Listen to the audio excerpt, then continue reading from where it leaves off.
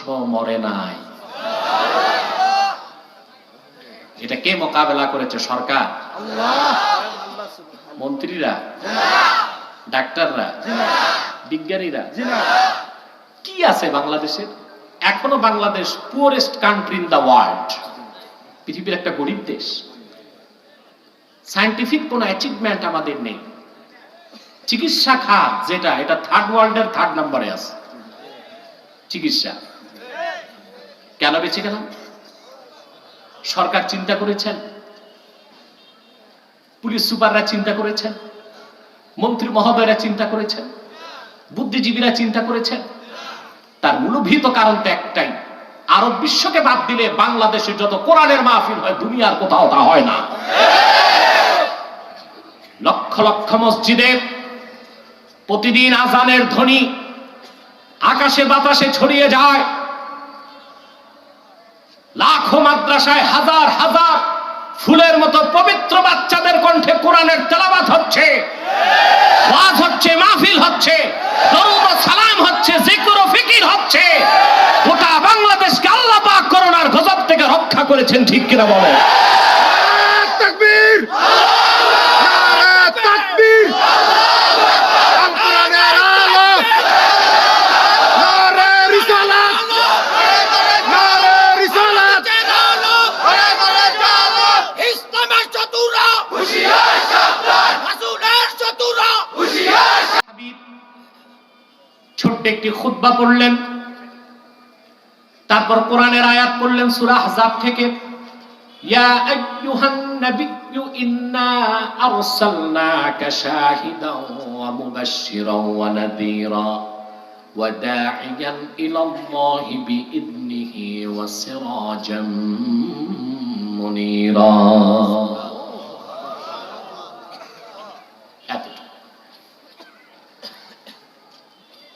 সেই জ্ঞানবান ব্যক্তি, রোম দেশের সুশিক্ষিত দার্শনিক পণ্ডিত ব্যক্তি, প্রজ্ঞাবান ব্যক্তি, হাকিম। হাকিম বলা হয় জ্ঞানী মানুষকে, আমাদের দেশে বলা হয় কবিরাজকে। কবিরাজকে কি বলা হয়? কোথায় কবিরাজি আর কোথায় জ্ঞান ও প্রজ্ঞা। আমাদের দেশে অনেক কিছু ভুল ব্যবহার হয়, যেমন বিয়ে পড়ায় তাদেরকে বলা হয় কাজী সাহেব। না, উনি ম্যারেজ রেজিস্টার। কাজী হলো বিচারক। ইসলামী স্টেটে যিনি আদালতের দায়িত্ব পালন করেন তিনি কাজী। আমাদের দেশে যারা দর্জি, কাপড় সেলা, এদেরকে বলে খলিফা। না, খলিফা না, তাকে খলিফা বলা যাবে না, এটা দর্জি, এটা টেইলার। খলিফা হলো ইসলামী স্টেটের চিফ এক্সিকিউটিভ।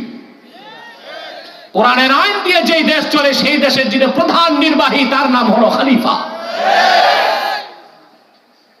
কুখ্যাত অসভ্য ইংরেজ জাতি ইসলামের এই মর্যাদাকর শব্দগুলোর অপপ্রয়োগ আমাদেরকে শিখিয়েছে, আমাদেরকে তা বদলাতে হবে।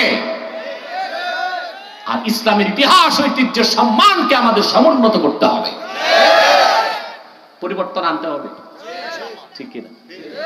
একটু সাহস লাগবে, আর কিচ্ছু না। আমাকে এক বুদ্ধিজীবী বলেছে আপনারা মৌলবাদী। আমি বলেছি অবশ্যই আমি মৌলবাদী, তবে উগ্রবাদী নই। এখন মৌলবাদী বললে যদি আলেমরা ভয় পায় তাতে কাম হয়েছে। স্যার, প্রাউড ফিল করতে হবে, গর্ববোধ করতে হবে, আমি মৌলবাদী মানে খাঁটি মুসলমান হতে পেরেছি। তবে খাঁটি মুসলমানের সাথে জঙ্গিবাদ আর সন্ত্রাসের কোনো সম্পর্ক নাই নাই না।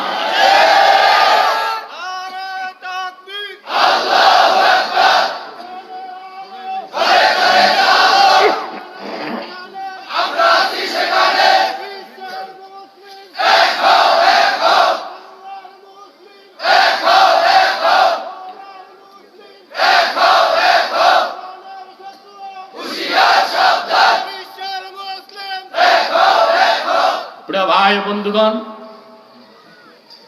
যে কথা বলছিলাম, সেই রোম দেশের দার্শনিক, হাকিম, কবিরাজ না, বিজ্ঞানী, দার্শনিক রাসূলুল্লাহ কাছে বলল আপনি কি শোনালেন, মনটা তো ভরে নেই, আরেকবার শোনান। রাসূল করিম সাল্লাল্লাহু আলাইহি ওয়াসাল্লাম শোনালেন। সে বলল, ইয়া রাসূলুল্লাহ, মনটা ভরেনি, আরেকবার শোনান। আবু জেহেল তাকে নিয়ে আসছে এই জন্য যে ওই লোকটা চিকিৎসা করবে, রাসূলুল্লাহর কাছে আর জিন আসবে না। বুঝতে পারছেন? রাসূলুল্লাহর বক্তব্য আর কোরআনের তেলাওয়াত 3 বার শোনার পরে সেই হাকিম বলল, ওয়াল্লাহি লাকাদ সামি'তু কাওলাল কাহানা ওয়া কাদ সামি'তু কাওলাশ শুআরা। কাবার মালিক আল্লাহর কসম, জীবনে অনেক কবির কবিতা শুনেছি, গণকের কথা শুনেছি, দার্শনিকের কথা শুনেছি। মুহাম্মদ সাল্লাল্লাহু আলাইহি ওয়াসাল্লাম আপনি যা শোনালেন এর তো কোনো তুলনা নাই। আমি সাক্ষী দিচ্ছি এটা কোনো গণকের কথা নয়, কোন কবির কবিতা নয়, কোন মানুষের রচনা নয়। আপনি যখন আমাকে কোরআনের আয়াত শুনিয়েছেন, আমার মনে হলো সমুদ্রের অতল তলদেশ থেকে মণি মুক্তা সঞ্চয় করে কেউ যেন আমার 2 কানে ভরে দিচ্ছে। যালিকাল কিতাব, এই কিতাবে কোনো সন্দেহ নাই, কোনো সংশয় নাই। রাসূল করিম সাল্লাল্লাহু আলাইহি ওয়াসাল্লামের কাছে কোরআন কারীম যারাই শুনতো তারই মুসলমান হয়ে যেত। কারণ আল্লাহর কথা আর মানুষের কথা কি এক হতে পারে? কোরআন আগা গোড়া শুরু থেকে শেষ পুরাটাই কার কথা? দারাজ কণ্ঠে বলেন, কার কথা? সেজন্য কোরআন নিজেই নিজের প্রমাণ। সুবহানাল্লাহ। কোরআনকে প্রমাণ করার কোনো কিছু নাই। আমি তাও বলছি, আমি দেখতে পাচ্ছি আপনাদের মধ্যে যুবকের সংখ্যা বেশি, আর যুবকরাই আজকে নাস্তিকদের জীবাণু তাদের মধ্যে ঢুকতেছে আর তারা ডেসপারেট হয়ে যাচ্ছে।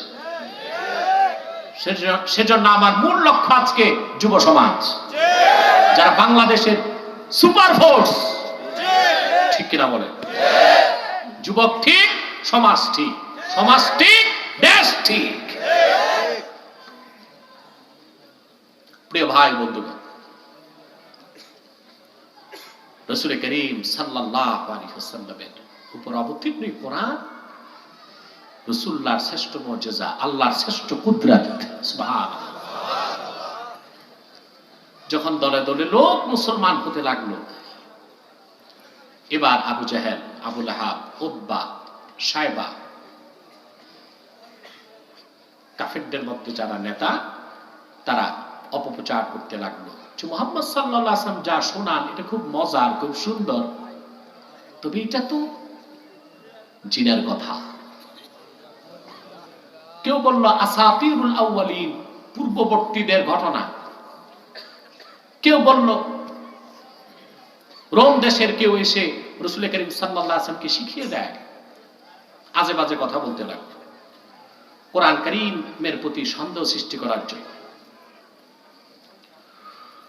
কোরআন কারীম যে লা রাইবা ফি, এর মধ্যে কোনো সন্দেহ নাই, সংশয় নাই, সন্দেহের কোনো অবকাশ নাই, তা প্রমাণ করার জন্য আল্লাহ পাক আল্লাহর পক্ষ থেকে চ্যালেঞ্জ পাঠিয়ে দিলেন। প্রথম চ্যালেঞ্জ, কুল লা ইন ইজতামাআতিল ইনসু ওয়াল জিন্নু আলা আন ইয়াতু বিমিথলি হাদাল কুরআন লা ইয়াতুনা বিমিথলিহি ওয়ালাউ কানা বা'দুহুম লিবা'দিন যাহিরা।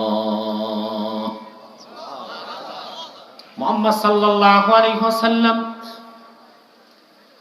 সংশয়বাদী, অবিশ্বাসী, কাফের মুশরিক যারা আমার কোরআনকে আমার কালাম বলে বিশ্বাস করে না, তাদের উদ্দেশ্যে আপনি আমার পক্ষ থেকে প্রথম চ্যালেঞ্জটা শুনিয়ে দিন।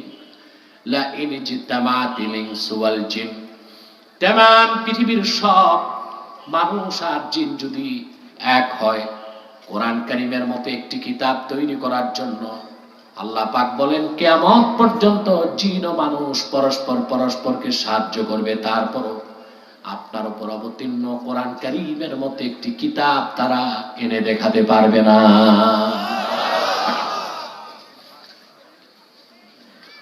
সম্মিলিত কাফেররা আল্লাহর চ্যালেঞ্জের মোকাবেলা করতে পেরেছে? একটু বড় গলায় বলেন। এখন পর্যন্ত কেউ পেরেছে? কিয়ামত পর্যন্ত পারবে? কিছুদিন পর আসলো দ্বিতীয় চ্যালেঞ্জ। আল্লাহ পাক দ্বিতীয় চ্যালেঞ্জ করলেন, আম্মি ইয়াকুলুনা ইফতারাহু কুল ফাতু বিআশরি সুওয়ারিন মিথলিহি মুফতারায়াতিন ওয়াদউ মান ইসতাতা'তুম মিন দুনিল্লাহি ইন কুনতুম সাদিকিন। মুহাম্মদ সাল্লাল্লাহু আলাইহি ওয়াসাল্লাম অবিশ্বাসী কাফেররা বলে, এটা মুহাম্মদ সাল্লাল্লাহু আলাইহি সাল্লামের রচনা, আপনি তাদেরকে আমার পক্ষ থেকে দ্বিতীয় চ্যালেঞ্জ করুন। যারা কোরআনকে আল্লাহর কিতাব বলে বিশ্বাস করো না, কোরআনের মধ্যে একটি পূর্ণাঙ্গ কিতাব প্রয়োজন নেই, ফাতু বিআশরি সুওয়ারিন মিথলিহি মুফতারায়াত, নিজেদের পক্ষ থেকে রচনা করে আল্লাহর কোরআনের 10টি সূরার মতো সূরা এনে দেখাও তো দেখি। পেরেছে? এখন পর্যন্ত কেউ পেরেছে? কিয়ামত পর্যন্ত পারবে? কয়টা চ্যালেঞ্জ গেল? এরপর আসলো তৃতীয় চ্যালেঞ্জ। আল্লাহ পাক এবার তৃতীয় চ্যালেঞ্জ করলেন, ইন কুনতুম ফি রাইবিন মিম্মা নাযালনা আলা আবদিনা ফাআতু বিসূরাতিন মিন মিথলিহি وادعوا شهداءكم من دون الله إن كنتم صادقين। আল্লাহ পাক ঘোষণা করলেন, মুহাম্মদ সাল্লাল্লাহু আলাইহি ওয়াসাল্লাম কাফেরদেরকে বলুন, তোমরা যারা কোরআনকে বিশ্বাস করো না, আল্লাহ বলেন, তোমরা যারা আমার বান্দা মুহাম্মদ সাল্লাল্লাহু আলাইহি ওয়াসাল্লামের উপর অবতীর্ণ কোরআনকে আমার কালাম বলে বিশ্বাস করো না, কোরআনের মতো পূর্ণাঙ্গ কিতাব প্রয়োজন নাই, 10টি সূরার মতো সূরাও দরকার নাই, ফাতু বিসূরাতিন মিন মিথলিহি, আমার কোরআনের একটি সূরার মতো সূরা তৈরি করে আনো তো দেখি। পেরেছে তারা? জোরে বলেন, পেরেছে? আজ পর্যন্ত কাফেররা পেরেছে? কিয়ামত পর্যন্ত পেরেছে? এবার আসেন একটি সূক্ষ্ম কথায় যাই, কথাটা একটু জটিল দিকে চলে যাবে, মন মস্তিষ্ক খোলা রাখবেন, কানটাও খোলা রাখবেন। এই চামড়ার কান না, দিলের কান, ঠিক কিনা? খেয়াল করতেছেন কথা? চ্যালেঞ্জ গুলো হয়ে গেল মক্কা মুকাররমায়। কোথায়? মক্কা মুকাররমায় কাফেররা, মক্কাতে রাসূল করিম সাল্লাল্লাহু আলাইহি ওয়াসাল্লাম যখন ছিলেন, একটি জিহাদের প্রয়োজন হয় নাই, আল্লাহ হুকুম করেন নাই। খেয়াল করতেছেন কথা? 10 বছর রাসূল করিম সাল্লাল্লাহু আলাইহি ওয়াসাল্লাম ইসলামের দাওয়াত দিলেন, লোকজন মুসলমান হতে লাগলো, কাফেররা যথাসাধ্য বাধা দিতে লাগলো। আল্লাহর হুকুমে রাসূল করিম সাল্লাল্লাহু আলাইহি ওয়াসাল্লাম হিজরত করে চলে গেলেন মদিনাতুল মুনাওয়ারায়। ইসলাম আরবের বাইরে ছড়িয়ে যেতে লাগলো। সুবহানাল্লাহ বলবেন?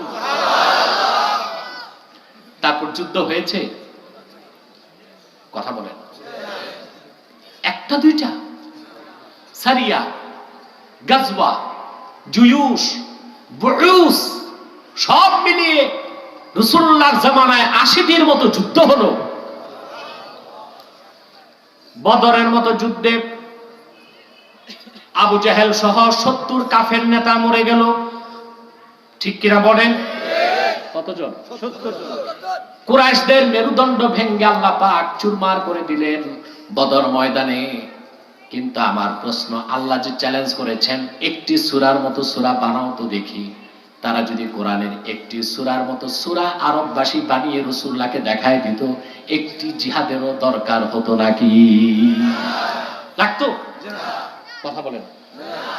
একটি জিহাদের প্রয়োজন হতো না, চ্যালেঞ্জের মোকাবেলায় তারা জিতে যেত আর ইসলাম পরাজিত হয়ে যেত। কিন্তু তারা একটি দুইটি নয়, কুরাইশ কেন্দ্রিক যুদ্ধই হয়েছে 60টির বেশি। বদর যুদ্ধে আবু জেহেল সহ 70 কুরাইশ নেতা মরে গেল। জীবন দিয়ে দেওয়ার পরও আল্লাহর কোরআনের একটি আয়াতের মতো, সূরার মতো, আয়াতের মতো আয়াত তৈরি করে দেখাতে পারে না। পেরেছে? সেজন্য আল্লাহ পাক শুরুতেই বলে দিলেন লা রাইবা ফি, এই কিতাবে কোনো সন্দেহ নাই। মহাসত্যের সর্বোচ্চ মানদণ্ডে উত্তীর্ণ হলো 30 পারা কোরআন। সবকিছু যাচাই বাছাই করার একটা মানদণ্ড থাকে। কি থাকে? কথা বলে না, থাকে না? দুধ খাঁটি না ভেজাল, এটা মাপার একটা মানদণ্ড আছে। মধু খাঁটি না ভেজাল, মাপার মানদণ্ড। স্বর্ণ না পিতল না লোহা, কোষ্টি পাথর আছে। কথা বলেন। কোরআন কি দিয়ে যাচাই করবেন?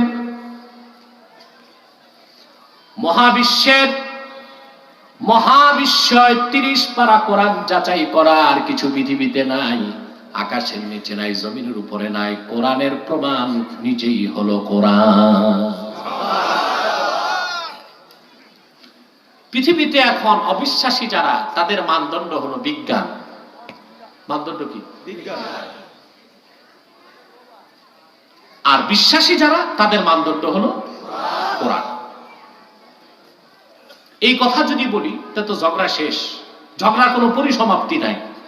তারা বলবে আমরা বিজ্ঞান, আমরা বলবো আমরা কোরআন, নাকি? এখন আমরা একটি চ্যালেঞ্জে যেতে পারি যে মহাসত্যের শ্রেষ্ঠ মানদণ্ড কোরআন, বিজ্ঞান নয়।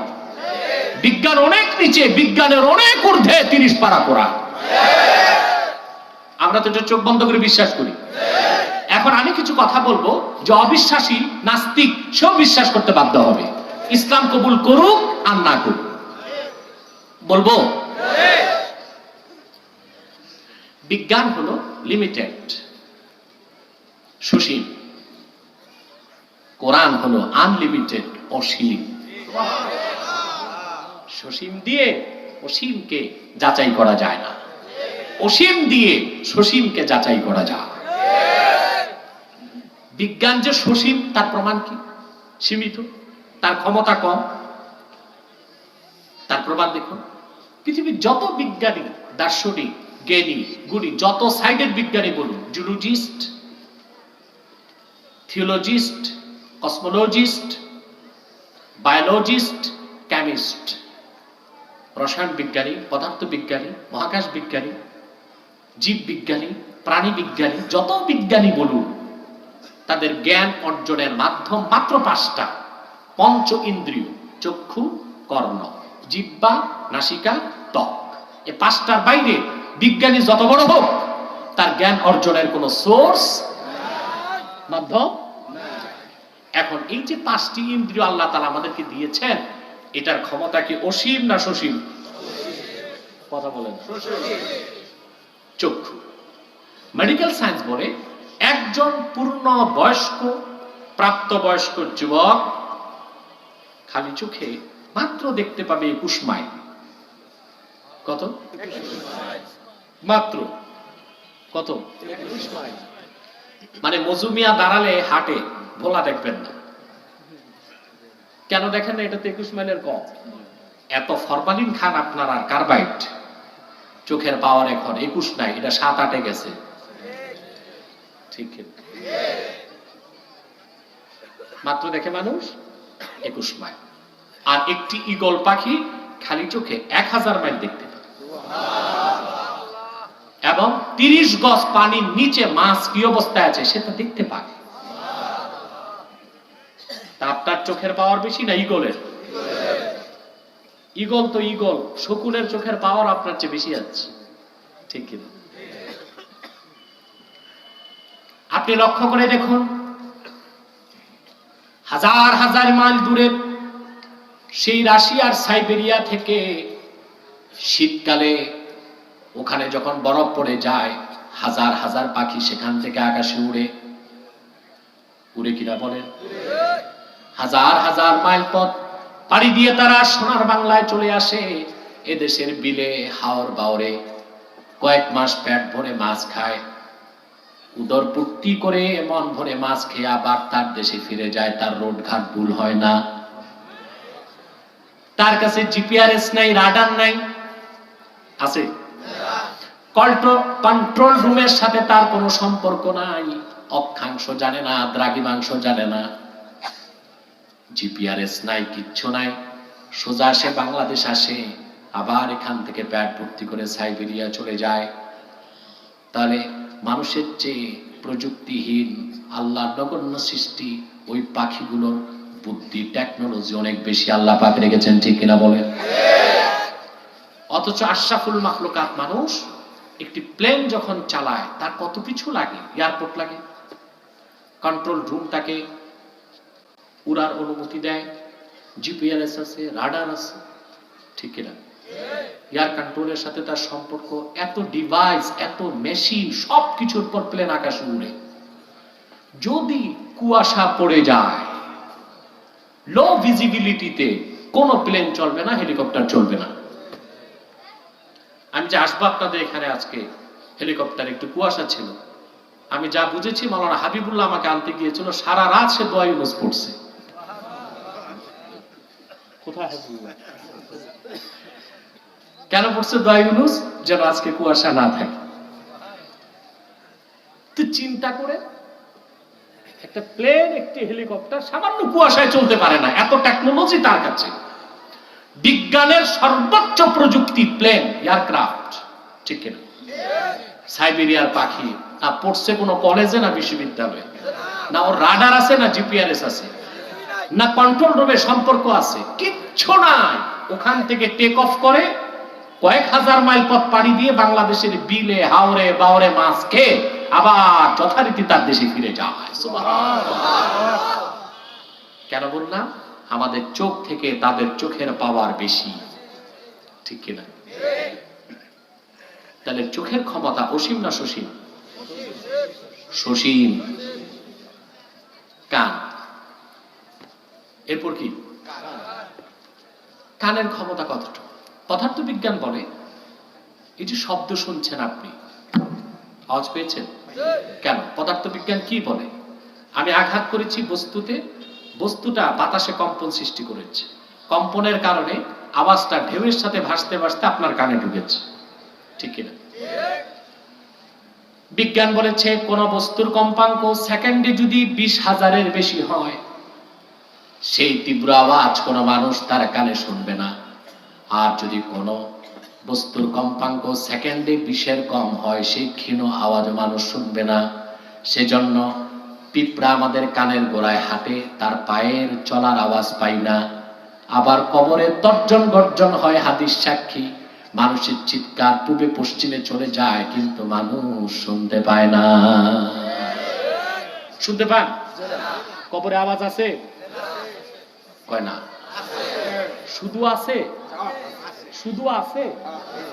হাদিসে এসেছে, রাসূল করিম সাল্লাল্লাহু আলাইহি ওয়াসাল্লাম ইরশাদ করেছেন, মানুষকে দাফন করার পর হিসাব নিকাশ শেষ, ডান দিক থেকে মাটি একটা চাপ দেয়, বাম দিক থেকে একটা চাপ দেয়, হাড্ডিগুলো চুরমার হয়ে মাটির সাথে মিশে একাকার হয়ে যায়। বনি আদম এমন জোরে চিৎকার করে,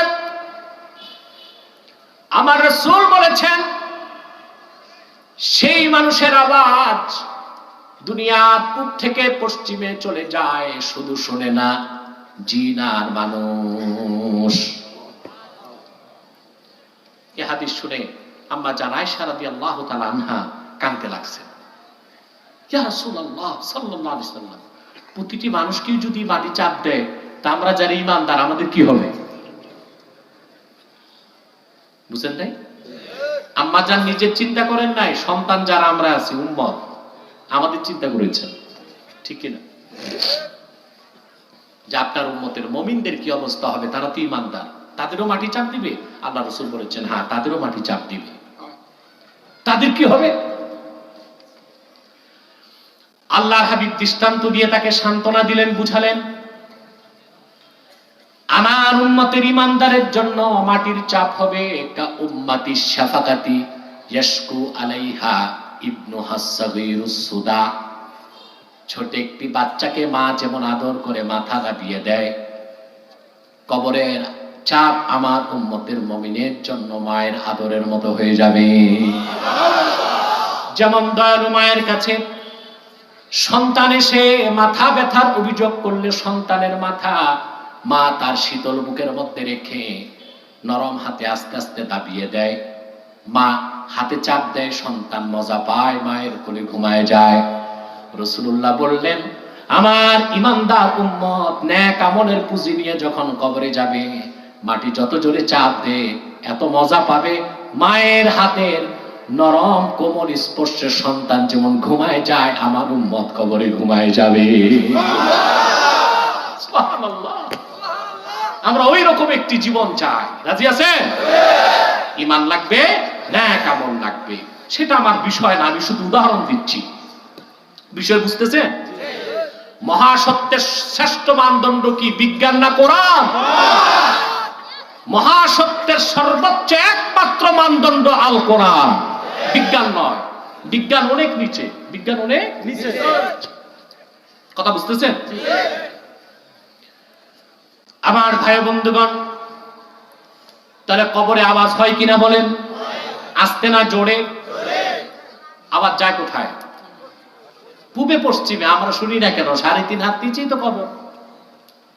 আমাকে প্রশ্নটা করেছিল, আমার যতটুকু পরে পরে 2007 বা 2008 ইঞ্জিনিয়ার ইনস্টিটিউটে ভিআইপি লাউঞ্জে একটা প্রোগ্রাম ছিল। ওখানে কিছু বিজ্ঞানীও ছিল, আমাদের বাংলাদেশের প্রখ্যাত বিজ্ঞানী ডক্টর এম শমশের আলী, সে ছিল।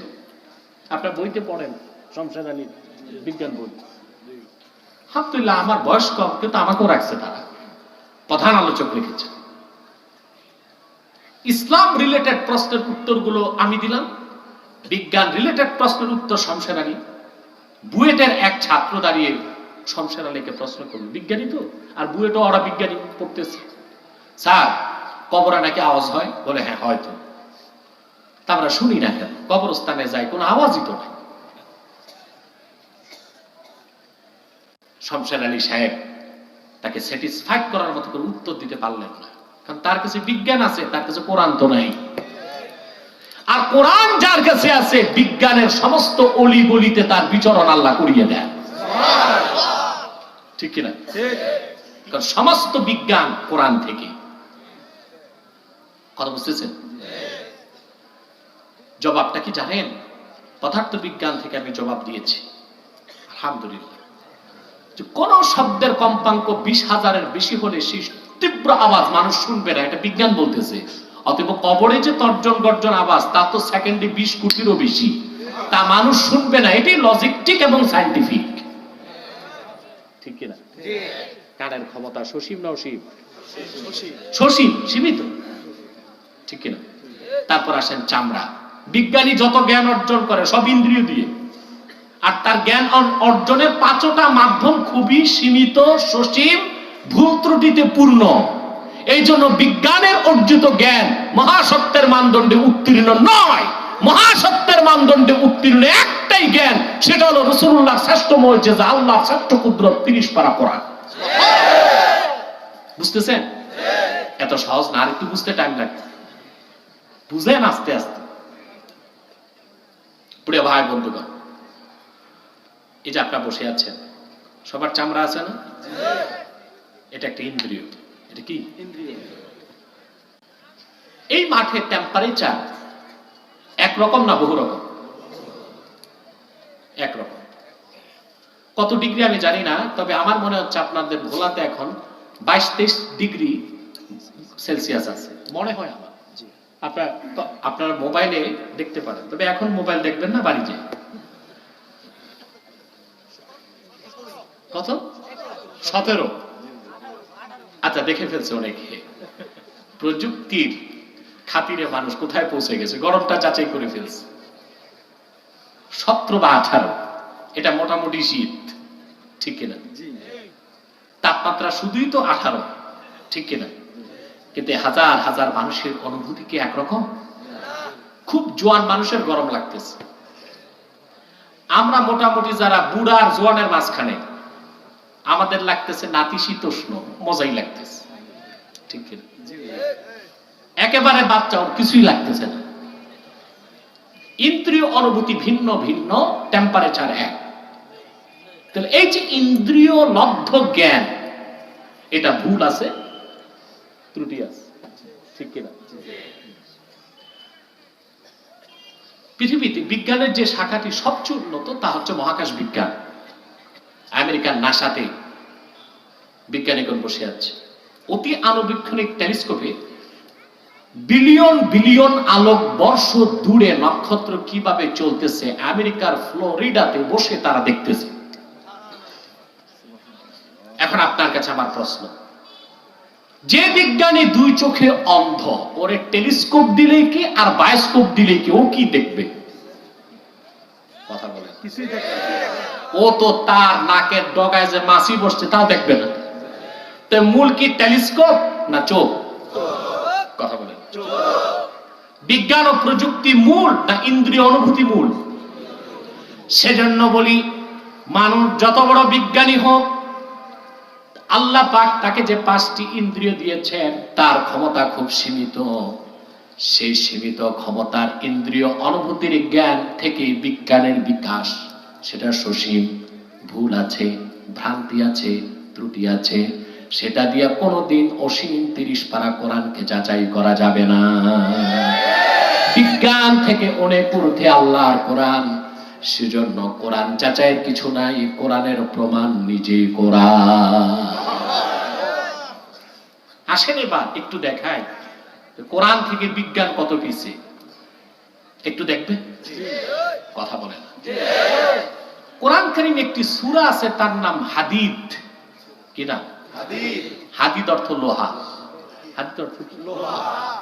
লোহা তো বুঝেন আপনারা, আপনাদের অনেকের অন্তর লোহার মতো হয়ে গেছে সব নাকি?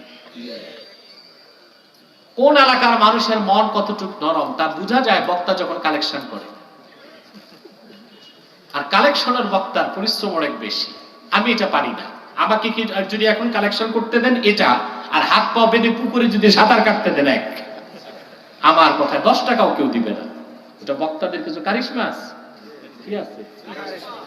বিভিন্ন ঘটনা দিয়া কৌশলে এক পর্যায়ে নিয়ে মনটা নরম করে পকেটে যা আছে সব বের করে নেয়। এও একটা বিদ্যা। কি বলেন আপনারা? সবাই পারবে? কষ্ট হচ্ছে না তো?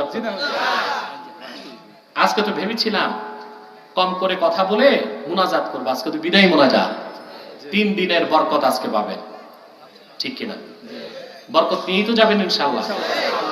শয়তান যেন অসহসা না দেয়। আরেকবার আমরা নিয়ত করে নিই, বরকত দিয়ে যাবে তো ইনশাআল্লাহ?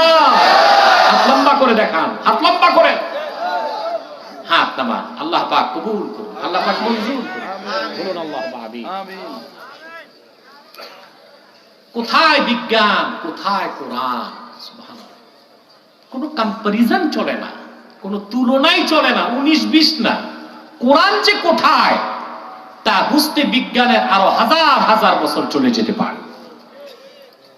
উদাহরণ দিচ্ছেন, হাদিদ অর্থ লোহা। হাদিদ অর্থ কি? লোহা। সুবহানাল্লাহ। মুসলমান, আপনি সূরা হাদিদ খুলে দেখেন আল্লাহ কি বলেছেন? ওয়া আনজালনাল হাদিদা ফীহি বা'সুন শাদীদুন ওয়া মানাফি'ু লিন-নাস। আর আমি লোহাকে নাজিল করেছি, যে লোহাতে রয়েছে বহুমাত্রিক উপকার এবং বিস্ময়কর ক্ষমতা। বলেন সুবহানাল্লাহ। যে লোহাতে রয়েছে প্রচন্ড ক্ষমতা, বহুমাত্রিক উপকার। কিন্তু আল্লাহ কথা কি বলছে চিন্তা করছেন? আনজালনাল হাদিদ, আমি লোহা নাজিল করেছি। চিন্তা করছেন? পড়ছেন তো? একটু চিন্তা করেন, বুঝেন আল্লাহ কি বলেছেন। আজকে বিজ্ঞান কোরআনের এই আয়াতের কাছে এসে মস্তক নত করে দিয়েছে। যে আসলে লোহা পৃথিবীতে তৈরি হয় না, এটা উপর থেকে আসছে। কেন?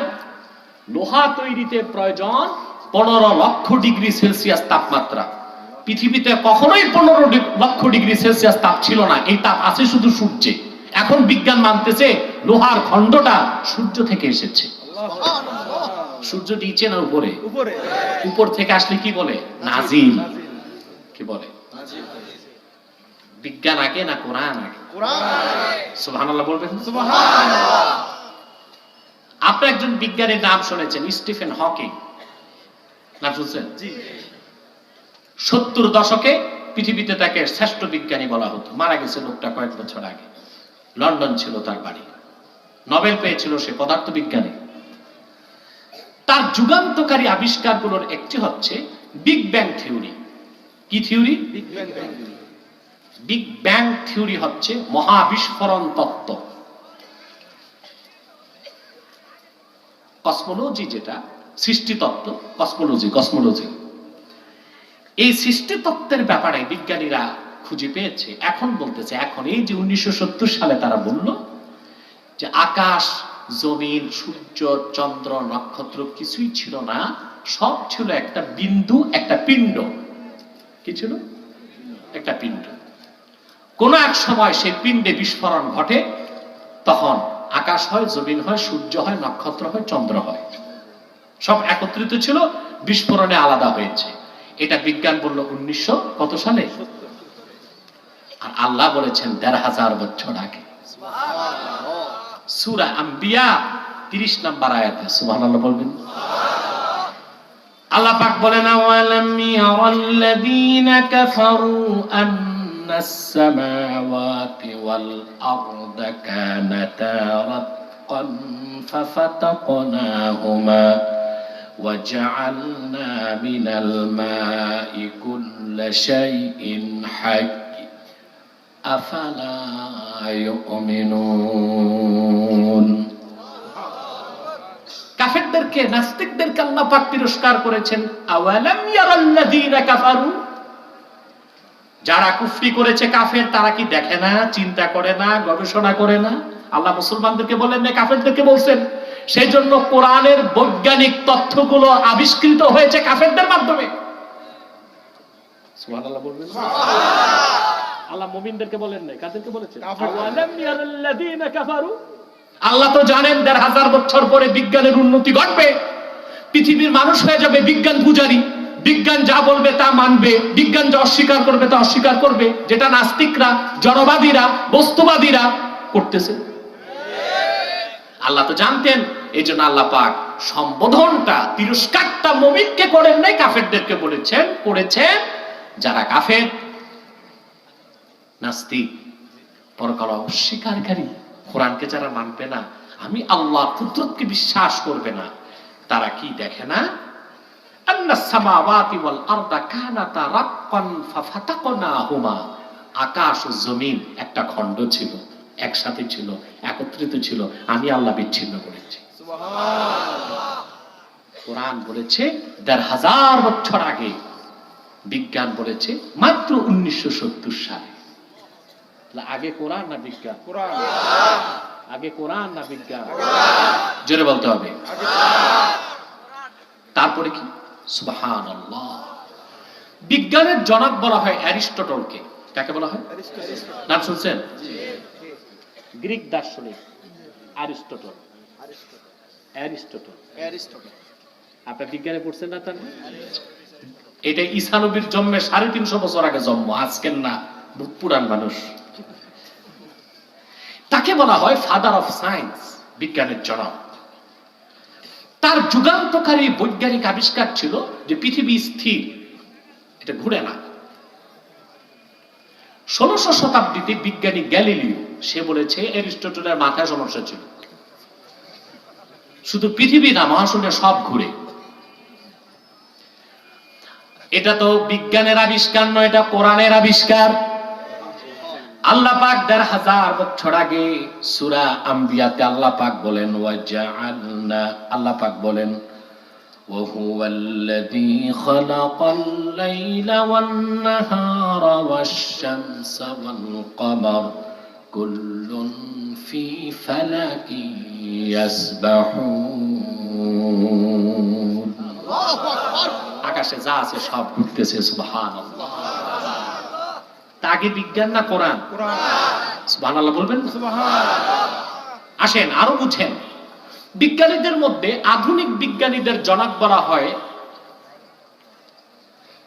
চার্লস আইনস্টাইনকে, যে অ্যাটম বোমা আবিষ্কার করেছে। আইনস্টাইন মার্কিন বিজ্ঞানী।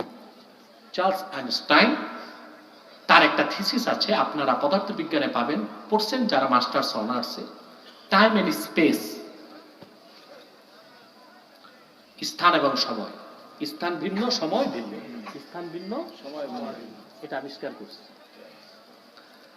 তো সে একটা উদাহরণ দিয়েছে, কোন একজন মানুষকে যদি একটা চোঙ্গায় ভরা হয় আর তাকে যদি ফোর্স ক্রিয়েট করা হয়, আর লোকটি যদি চোঙ্গা সহ 7 কিলোমিটার গতিতে প্রতি সেকেন্ডে উপরের দিকে যায়, পাওয়ার অফ গ্রেভিটেশন, মাধ্যাকর্ষণ শক্তি তাকে আটকাতে পারবে না, মহাশূন্যে সে চলে যাবে।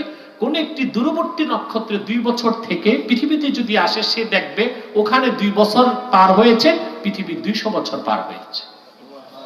অর্থাৎ এটা জাগতিক সময়, ওটা মহাজাগতিক সময়। কিন্তু বিজ্ঞানীদের বলার 1500 বছর আগে কোরআন কারীম সূরা মাআরিজে আল্লাহ পাক বলে দিয়েছেন এই কথা। সুবহানাল্লাহ। আল্লাহ যেটা বলেছেন বিজ্ঞান এখনো সেটা খুঁজেই পায় নাই, কিছুটা পাইছে। আল্লাহ পাক বলেন, তা'রুজুল মালাইকাতু ওয়ার রূহু ইলাইহি ফি ইয়াউমিন কানা মিকদারুহু 50 আলফা সানা। সেই দিন, যেই দিন ফেরেশতাগণ এবং রূহ ঊর্ধ্বমুখী হবে, উপরের দিকে যাবে, সেই কিয়ামতের হাসরের একদিন হবে দুনিয়ার 50,000 বছরের সমান। জাগতিক সময় তার চেয়ে ভিন্ন মহাজাগতিক সময়, তার চেয়ে ভিন্ন পরজাগতিক সময়। বিজ্ঞান তো দুইটা পাইছে, জাগতিক মহাজাগতিক। পরজাগতিক এখনো খুঁজেই পায় নাই। বিজ্ঞান অনেক পিছনে, তার থেকে অনেক উপরে আল্লাহর কোরআন বলে। সুবহানাল্লাহ। বিজ্ঞান দিয়ে কোরআন জাস্টিফাই করা যাবে না, কোরআন দিয়ে বিজ্ঞানকে জাস্টিফাই করতে হবে। ঠিক কিনা বলা? কথা বুঝতেছেন? প্রিয় ভাই বন্ধুগণ, আল্লাহ পাক এই কোরআন কারীম সূরা আম্বিয়াতে বলে দিয়েছেন যে তিনি বিজ্ঞানী, এখন যারা জুলজি প্রাণী বিজ্ঞানী, তারা বলতেছে প্রতিটা জীব অস্তিত্ব পেয়েছে পানি থেকে। কিসের থেকে? জোরে বলেন। পানি থেকে। এটা বিজ্ঞানীদের স্বতঃসিদ্ধ মতবাদ বর্তমানে। কথা বুঝতেছেন? প্রতিটা জীব অস্তিত্ব পেয়েছে কিসের থেকে? আল্লাহ তাআলা 1500 বছর আগে সূরা আম্বিয়াতে বলে দিয়েছেন, ওয়া জাআলনা মিনাল মাই কুল্লা শাইইন হাই।